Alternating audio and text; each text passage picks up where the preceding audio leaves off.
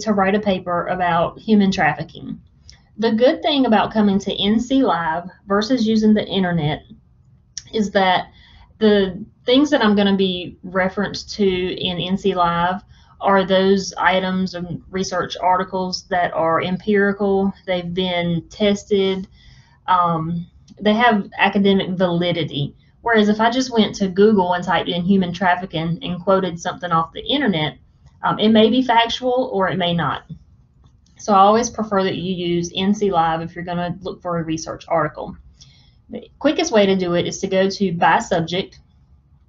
And in criminal justice, you see that it's not listed here, but the closely related one is government and law. So you will select that on the left-hand side of the page. And then it'll bring up all of the databases that are related to criminal justice. Now it's telling you to go to the political science database, but the one that I prefer is the criminal justice database. So you'll click on that. It'll take you into NCLive, and this is where you would put in a password if you needed to. And in the search terms, I want to write about human trafficking, so I'm going to type that in.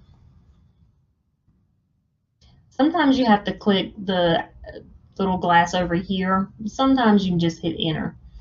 So you'll see that it brought me to 9,423 results.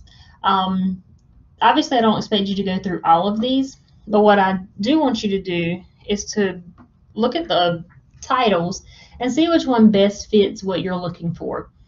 So let's say that, well, first I want to try something.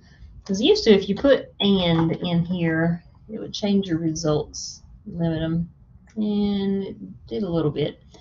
Let's say that I want to quote this very first article, City of Slaves.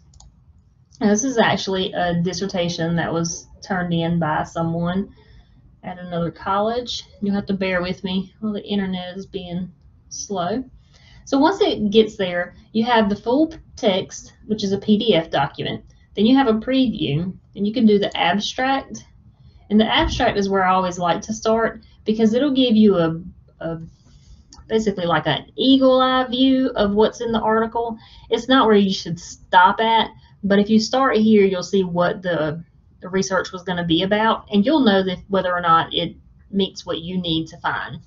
So let's say that this is exactly what I want to use, something involving California, where they've done a research based on human trafficking in a particular location. So I'll go back to the full text PDF.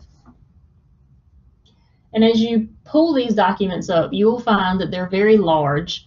It should open automatically, but it doesn't. They're very large. This one, I believe, is 221 pages long. So I don't expect you to read through all of these unless you just want to. But go to the table of contents, and it will help you to see what was in the paper to know where it started at.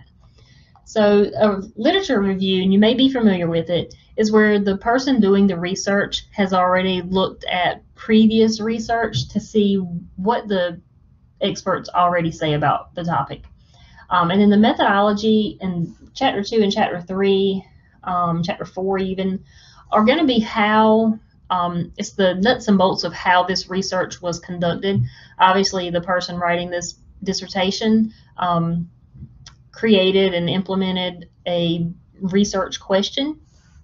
And then you got findings and discussion, and that's really where you'll get some good information from. And then lastly, the references will give you different documents that were used in the study.